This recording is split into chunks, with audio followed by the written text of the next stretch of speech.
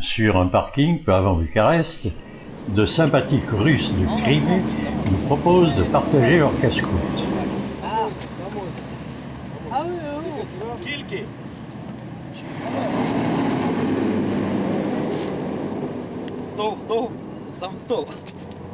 Ils viennent faire du business en Roumanie.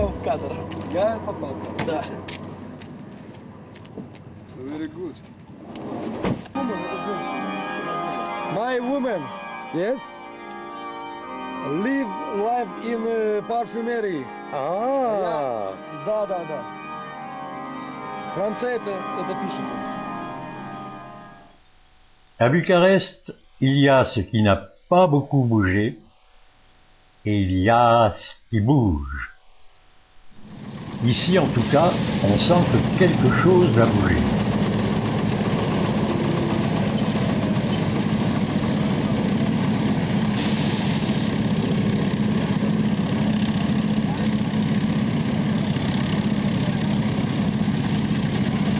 On s'occupe d'abord des pieds,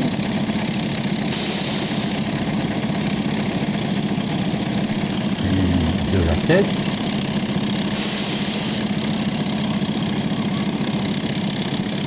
le socle, on s'en était déjà occupé.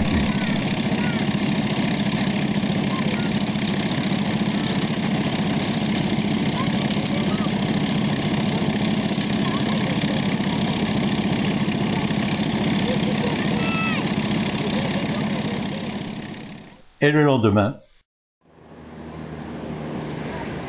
le soldat russe est parti prendre une paisible retraite en un lieu plus discret. Ce qui n'a pas changé, c'est l'accueil des amis de 90.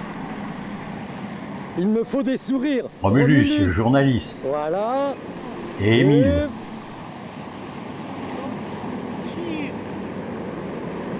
Et Christy en perruque du grand siècle.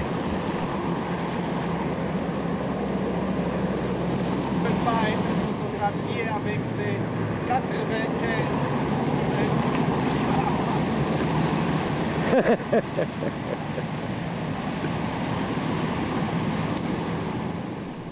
Mais il est bien moins facile de garer sa voiture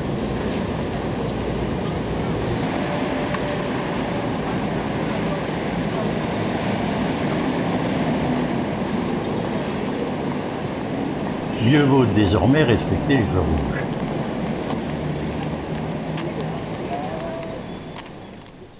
Nouvelle aussi, cette apparition d'un dromadaire familier sur les bus urbains.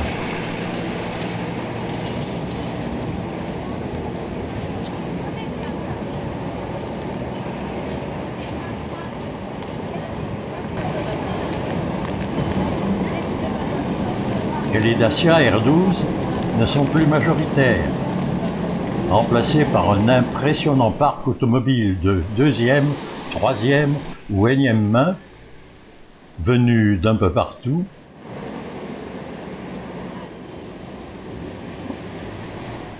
ici d'Autriche,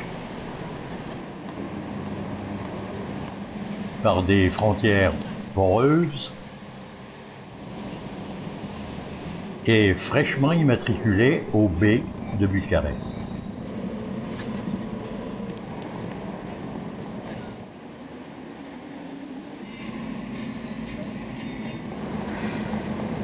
Ce bus, lui, est flambant neuf.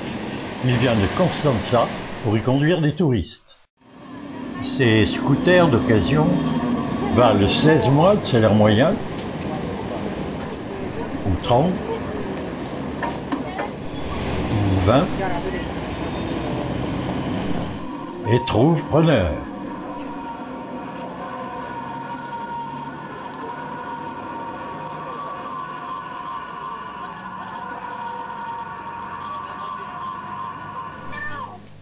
Dans ces téléboutiques préfabriquées qui ont poussé sur les trottoirs, on peut désormais téléphoner ou faxer librement à l'étranger et sans attente.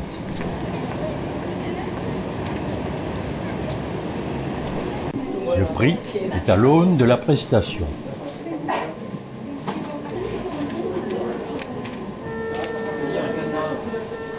Nouvelle aussi, cette prolifération de petits cafés et restaurants privés.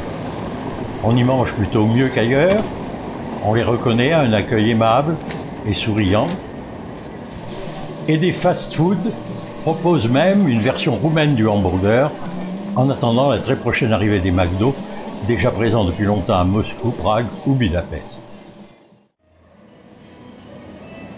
Jusqu'en 1990, ce restaurant qui se veut chic et branché était réservé aux privilégiés du régime.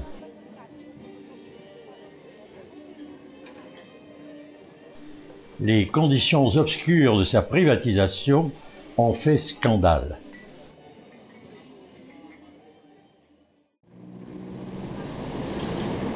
Dans cette cabine publique, pour téléphoner en ville, c'est toujours avec la pièce de 1 lei. Quant à ce kiosque, on y trouve les produits dont on a longtemps rêvé et dont beaucoup rêveront encore longtemps quand ils en auront demandé le prix. Même phénomène dans ces nouvelles boutiques, toujours très bien placées, qui proposent en vrac vêtements, savons, shampoings, boissons,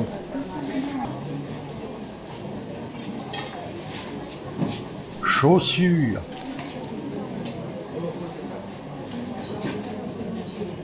chocolats et cigarettes exotiques, venus d'Istanbul, du Liban ou d'ailleurs, tout comme ces alcools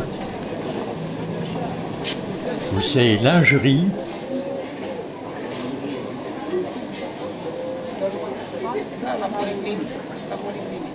distribués par autant de discrètes officines dans les étages, l'export-import est le grand jeu dans l'air du temps. Nouveau aussi, l'atterrissage des compagnies aériennes étrangères, tout comme les mariages de raison entre agences de tourisme locales et occidentales, ou ces alléchantes propositions de voyages organisés à des tarifs allant de 6 mois «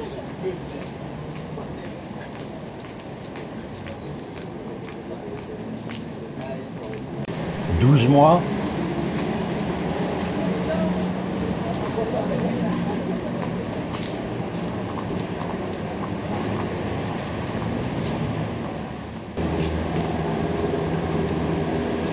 jusqu'à 2 ans de salaire moyen, et ça marche. Si la vie culturelle a toujours été active, elle semble redoubler d'intensité. Les programmes de concerts,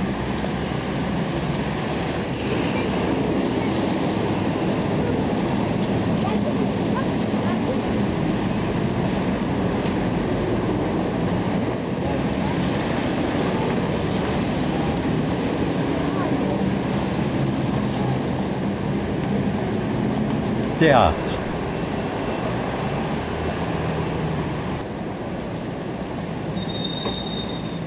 et cinéma s'affichent maintenant sans censure.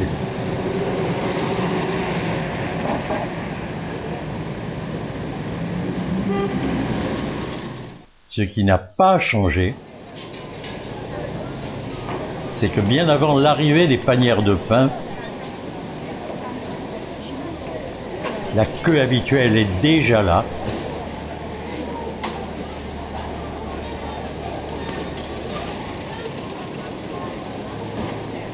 D'un côté comme de l'autre.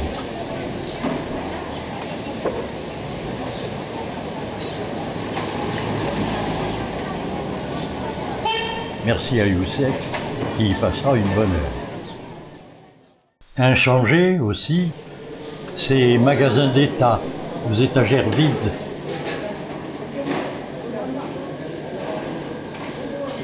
ou peu garnis.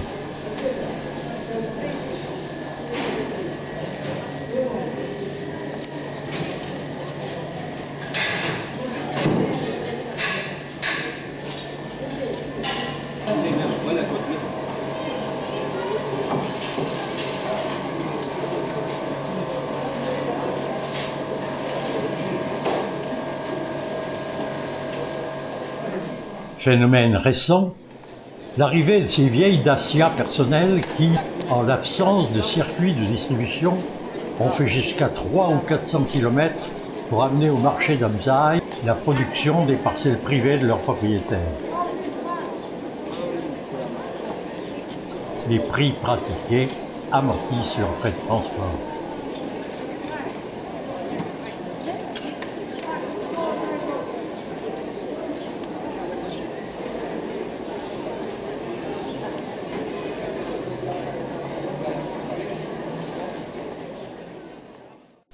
On y trouve maintenant un peu de tout.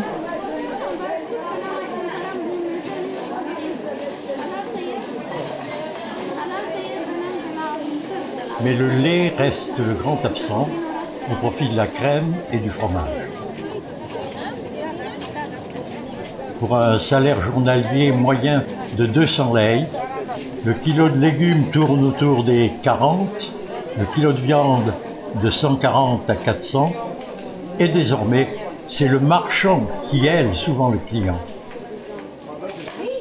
Celui-là est un jeune architecte reconverti dans les fleurs et qui cherche des associés étrangers. Et Christy me guidera vers d'autres lieux, comme la célèbre avenue dont les somptueux appartements sont pour la plupart toujours inachevés et vides,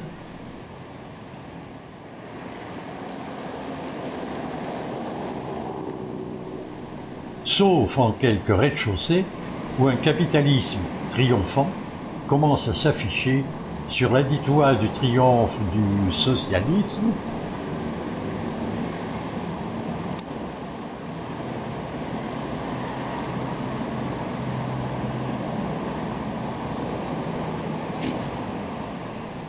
dont la généreuse beauté des fontaines et des jets d'eau est indiscutable.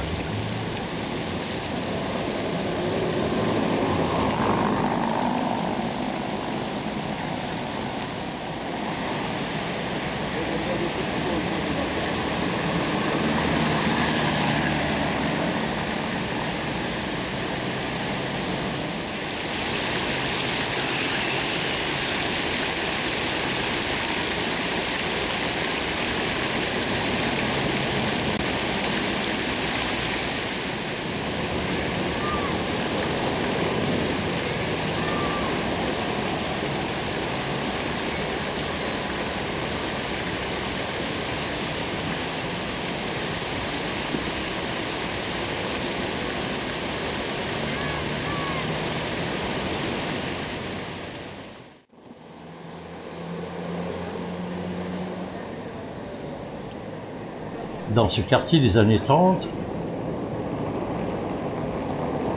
nous passerons devant le siège de la Caisse d'épargne pour nous rendre au Carrucubere, l'incontournable brasserie du XIXe siècle, dont la réputation n'est pas surfaite.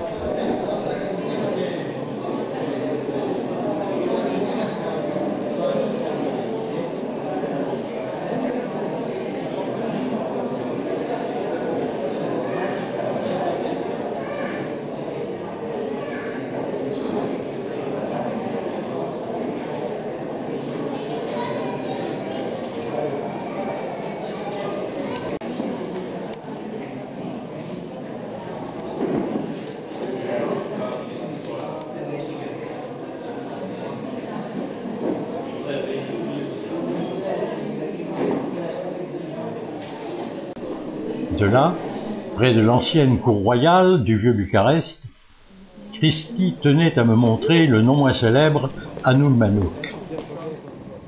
Hanul Manouk, c'est une ancienne construction qui a été faite dans le XVIIIe siècle. Dans le XIXe siècle, cette construction a pris les anciennes constructions de la cour royale, la vieille cour de les domniteurs roumains. Attention, la voiture flotte. Faites attention. Je ne crois pas que...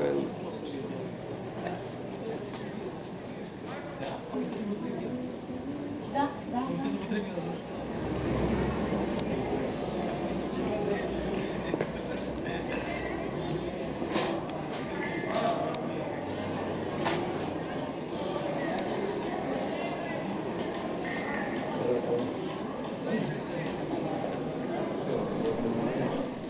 Parfaitement entretenu, cet ancien caravansérail est aujourd'hui un hôtel, café et restaurant agréable et très fréquenté.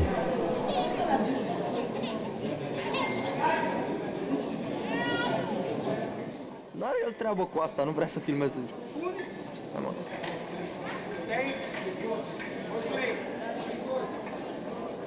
Isso a cabrita, xaxerá. Já vem um turista no Silvestre, no Chile. En sortant, nous sommes en face de l'église de la Curtea Vecche, la vieille cour de Vlad Tepes du XVe siècle, et son musée. Mais l'église du couvent Stavropoleos reste la plus vénérable de Bucarest pour ce peuple orthodoxe à 95%. Manipulée par le pouvoir et infiltrée par la Securitate, l'église orthodoxe a pu s'accommoder du régime. Alors que les gréco-catholiques de Transylvanie étaient persécutés, leur clergé emprisonné, 3 de leurs évêques assassinés et leurs églises données à la religion d'État. Leur restitution est encore source de débats et de tensions. L'Église catholique romaine était simplement tolérée, mais muselée, avec interdiction d'enseignement. Depuis 1990, elle est en pleine renaissance. 6 séminaires sont pleins et refusent du monde. La beauté des chants et la ferveur de cette messe ne trompent pas.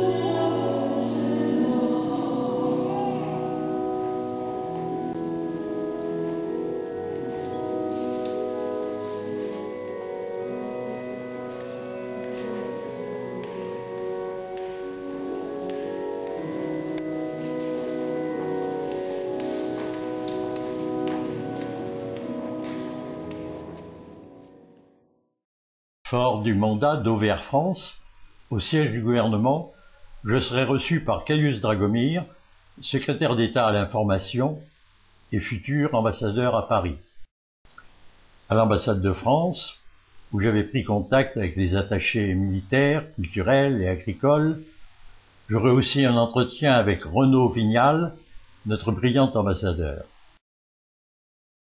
Avant de quitter Bucarest, un pot d'adieu nous réunira avec Oanas Tanga en mon siège social du Petit Lido, où Christy et Romulus avaient eu la gentillesse et la patience de m'enregistrer à 2 voix les 30 premières leçons de la Simile de Rumba.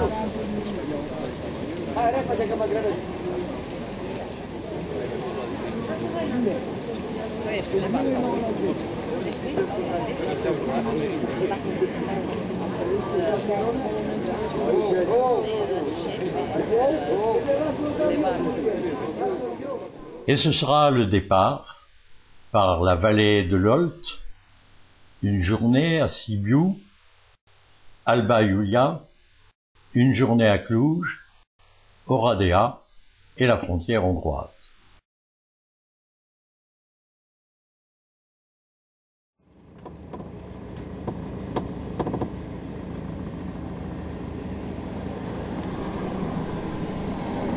Les mineurs de la répression antidémocratique et des brutalités de juin 90 à Bucarest étaient venus des mines de charbon de cette région.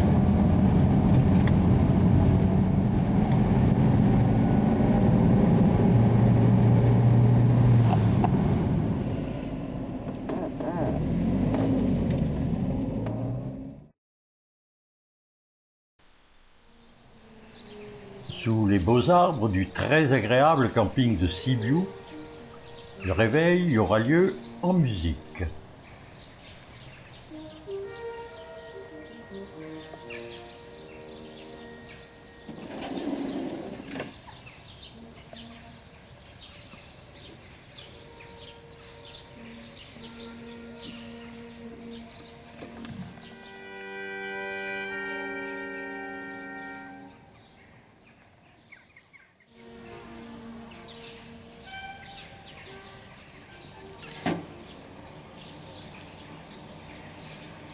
Après un minutieux toilettage, le camping-car ira parcourir les rues et les places de cette ville intéressante.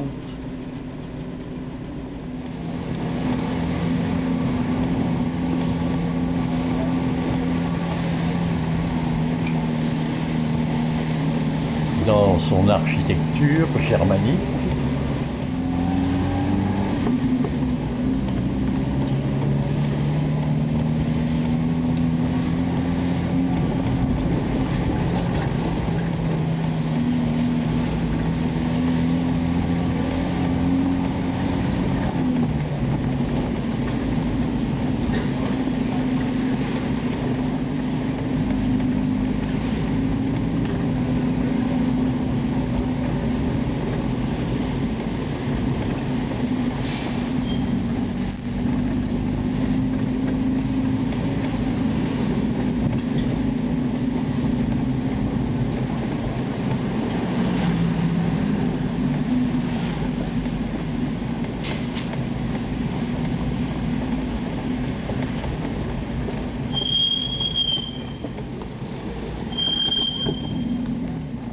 avec ses clochers,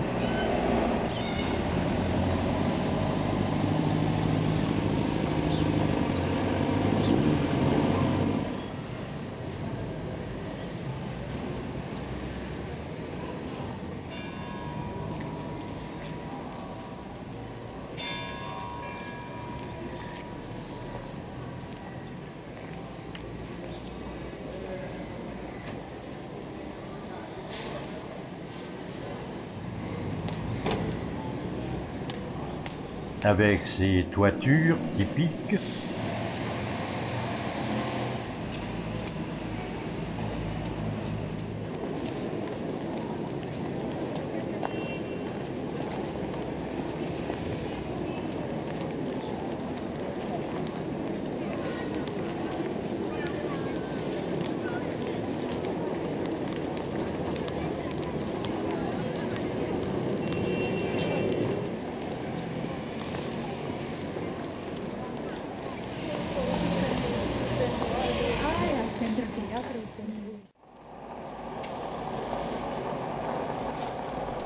ses remparts et leurs fossés arborés, devenus promenades,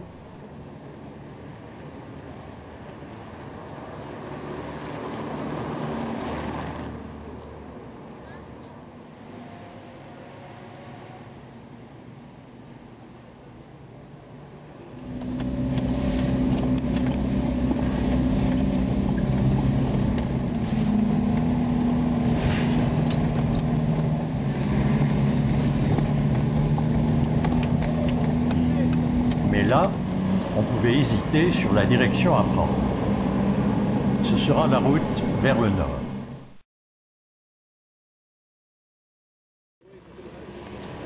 Devant la mairie d'Alba Iulia, des blessés de décembre 89 menaient une grève de la faim pour réclamer les indemnités qui leur étaient promises depuis 22 mois.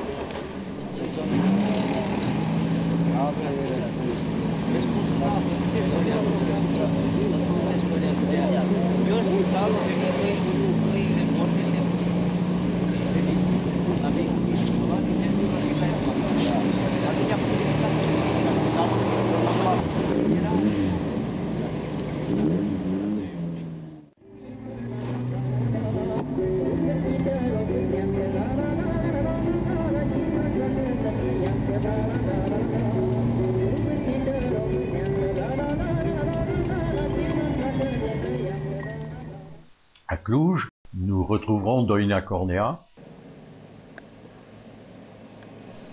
les Keleti, toujours aussi accueillants, et la mère de Mirail, qui avait triplé le nombre de ses boutiques et quadruplé son parc automobile.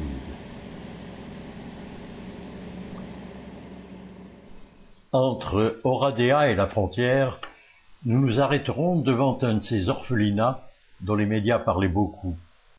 À sa façon, un enfant viendra saluer des Français.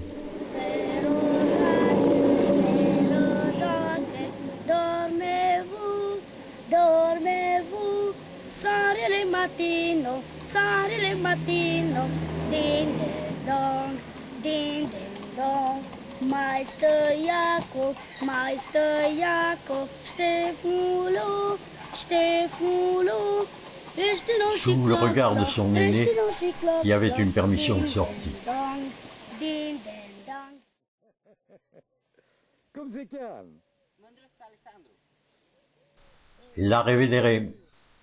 Oui, au revoir. Nous reviendrons dans ce pays. Si un grand vent de liberté soufflait sur la Roumanie, elle était au milieu du gué. Des réformes étaient en cours, des élections étaient prévues, mais pour le moment, c'est un libéralisme débridé qui menaçait de succéder à 40 ans de collectivisme.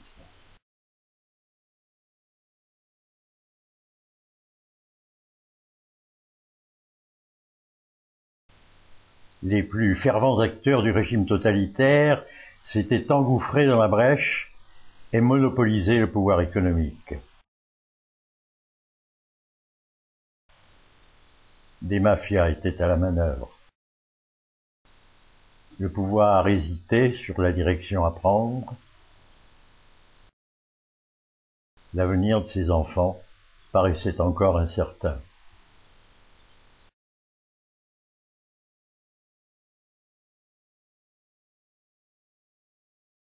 Un symbole, certes, avait disparu de son emblème. Par quoi sera-t-il remplacé ?